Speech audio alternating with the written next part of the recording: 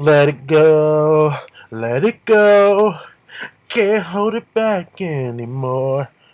What's up, you guys? Jedi Mind Trick here to do this Hunter x Hunter 128 review. Live watching. Live watching is only on this channel, man. All my reviews, manga reviews, anime reviews, live watchings. So let's get started. Provider for this here fun anime is none other than Kiss Anime. Kiss Anime. And let's get into it.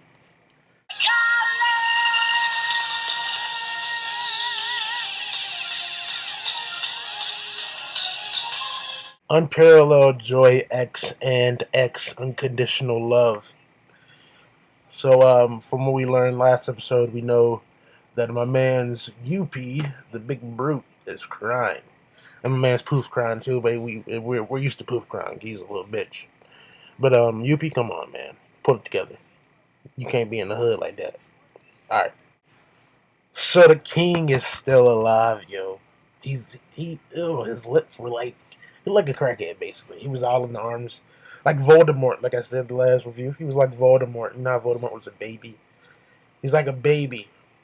And like Yuppie's holding him. And he's like, his lips are like he's all crusty looking. They're gonna try to find a way to save him. My man Pito just came up with a plan to save him. So let's find out what this plan of action is.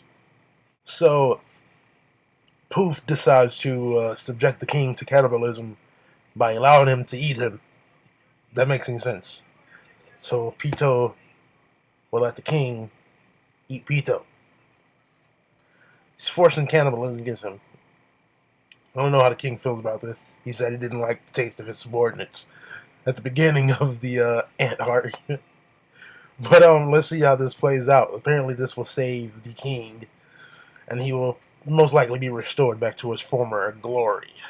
So the king is inhaling Yuppie, not Yuppie, Pouf's essence, I believe. Like, and the king looks like Johnny Blaze a little bit. If you can see that, he looks like Johnny Blaze. He has no arm, he has nubs, no arms and legs yet.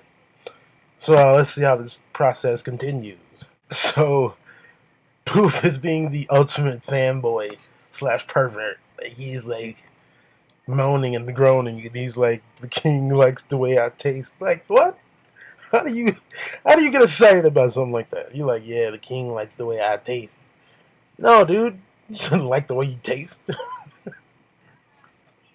I put him on the level of Hisoka. Who you guys think? That's the question.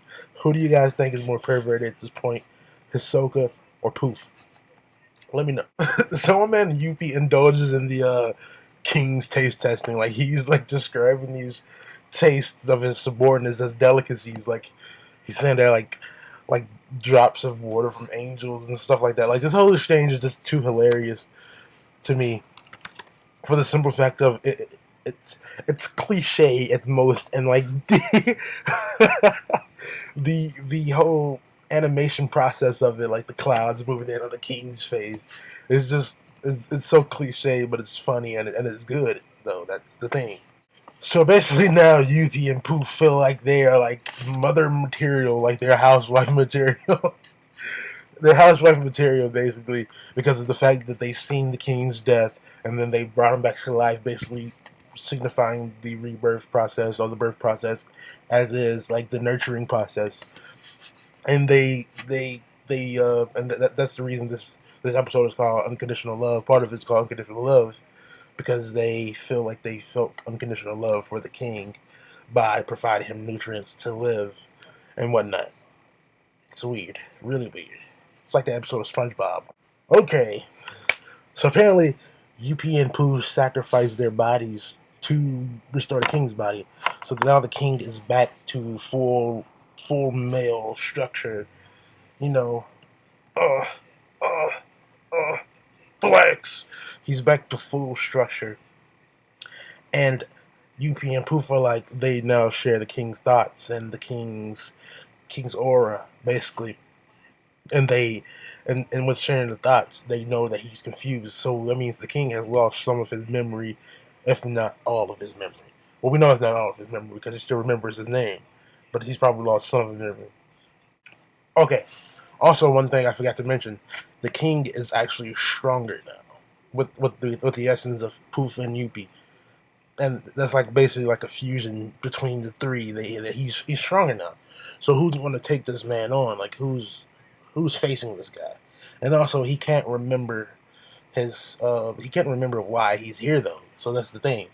Will there ever be another fight with the king? Will he just forget about being evil or ruling people, and will he just, just live a regular life, or will he remember and regain his memory? So my man Pouf has a maniacal plan. He wants to get rid of Komugi because of the fact that the king has admiration for her, and he feels envious of Komugi. He wants to eradicate Komugi. He wants to kill her, eliminate her, whatever else they rape her. Nah, he doesn't want to rape her. Chill, but he wants to kill her because he doesn't want the king to remember her. He doesn't want him to remember that part. So he's going to go to the castle. His clone part is going to go to the castle and get rid of her and the evidence of her. So Pouf was like, "Yo, it's gonna take the king 20 minutes to run full speed to the palace," and like the king just like sprouts wings, and he's like, "These feel natural. It'll take no time for me to learn to fly."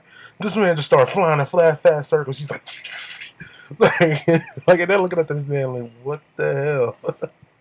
He said he was gonna learn to fly. That man just took off flying. Okay, so then summing up at the end of this episode, Pouf is racing the king towards the castle. The king's eager to get to the castle because he wants to know the answers that will unlock that will get rid of the haziness of his mind. When Pouf arrives to the castle, Knuckles is waiting there, and he punches him, and he uses bureaucracy, and Palm is there. She has this attack called Wink Blue, and she sees you with her right eye, I believe. She can see you from there on out. And so when Knuckles punched Pouf in the side, the bureaucracy, the IRS thing showed up where the king was. And so, and the king was like, "What is that?" And at the same time, everyone just saw that the king was still alive. So everyone's worried now. They're like, they're wondering how he survived. I mean, this is a great episode. I give it was comedic to me because the over dramatized parts at the beginning. So I give it an 8 out of 10. Man, it was funny to me. It got kind of serious towards the end, a little bit slow, but overall it was all right. Tell me what you guys thought of this episode, and rate my video, sub to my channel, and I'll see you guys later.